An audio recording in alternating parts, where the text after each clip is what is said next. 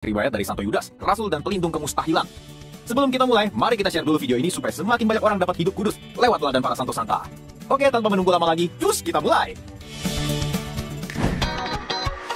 Teman-teman, mungkin beberapa dari kita ada yang bingung, kok Yudas jadi santo sih? Kan dia orang jahat ya?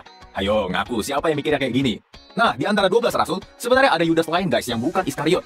Kalau dalam Injil Matius dan Markus, ia disebut juga Tadeus. Jadi ada dua Yudas ya guys, Yudas Tadeus dan Yudas Iskariot. Yudas Tadeus lahir di Galilea dari pasangan bernama Kleopas dan Maria, di mana Maria adalah saudara sepupu dari Bunda Perawan Maria guys. It means Yudas Tadeus punya ikatan darah dengan Yesus dan juga Santo Yakobus Muda, atau Santo Yakobus anak Alfeus. Tidak seperti Santo Petrus, Yudas cukup jarang disebut dalam Injil. Salah satu dialognya yang tercatat dengan jelas ada di Yohanes 14 ayat 22. Waktu itu ketika perjamuan malam terakhir, ia bertanya pada Yesus, "Tuhan, apakah sebabnya maka engkau hendak menyatakan dirimu kepada kami dan bukan kepada dunia?"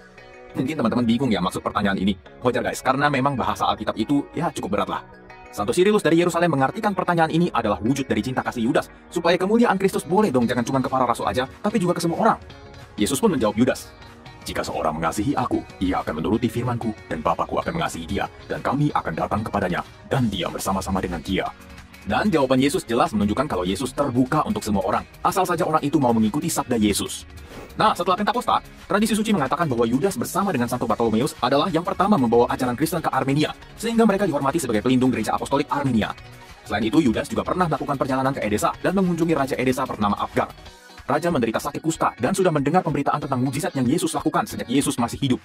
Dia ingin sekali sembuh dari sakitnya, tapi tidak dapat bertemu dengan Yesus hingga Yesus wafat. Dalam perjalanan ke Edesa inilah, akhirnya dengan perantaraan Yudas, Yesus menyembuhkan sakit kustanya.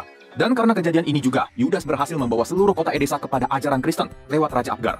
Ia kemudian diberi keistimewaan oleh Raja untuk tinggal menetap di istana. Tapi karena kerendahan hatinya, dia lebih memilih tinggal di rumah sederhana bersama dengan seorang pria bernama Tobias. Di rumah inilah Yudas banyak menyembuhkan orang sakit, membangkitkan orang mati, dan mengusir setan-setan. Yudas kemudian mengunjungi daerah Mesopotamia dan memberitakan Injil sekitar 10 tahun. Setelah itu, ia bersama dengan satu Simon yang dikenal dengan Simon orang Zelot menyebarkan Injil ke daerah Persia. Nah, pada waktu itu di Persia, orang-orang hidup dalam kebiasaan yang sangat buruk.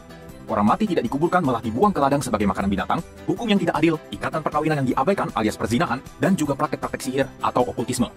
Kedua rasul kemudian dihadapkan dengan dua orang penyihir penyembah berhala bernama Zaroes dan Arfaksad. Dua penyihir ini memaki-maki para rasul dan mencela mereka sebagai seorang penipu. Tapi sebenarnya ini kayak maling teriak maling sih jadinya.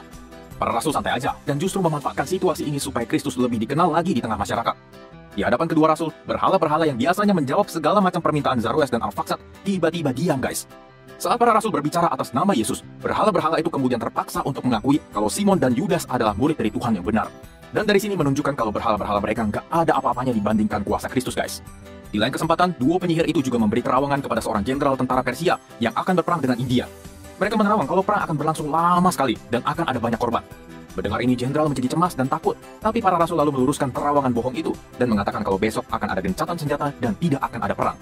Dan benar aja guys, besoknya, duta besar India datang membawa syarat perdamaian di waktu dan jam yang sama seperti yang sudah dinubuatkan oleh dua rasul tersebut.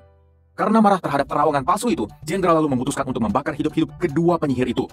Tapi para rasul justru memohon supaya jenderal melepaskan mereka dan berkata, "Kami datang bukan untuk membinasakan yang hidup, tetapi untuk memberikan kehidupan yang lebih berkelimpahan kepada mereka yang mau menerima Tuhan kami." Jenderal dan semua prajuritnya heran guys akan belas kasih kedua orang ini. Ia lalu melepaskan dua penyihir itu dan keduanya diusir dari Persia. Santo Yudas juga menulis surat yang kita kenal sebagai surat Santo Yudas. Suratnya yang hanya 25 ayat ini menjadi kekuatan bagi kita semua, khususnya jemaat perdana, untuk melawan ajaran-ajaran sesat. Santo Yudas dalam suratnya meminta supaya kita tetap teguh dalam iman, yang tentunya adalah tuntunan dari Roh Kudus. Yudas Tadeus beberapa kali digambarkan dengan memakai kapak. Ini bukan maksudnya dia kemana-mana bawa kapak ya guys, tapi penggambaran kalau dia wafat oleh tebasan kapak.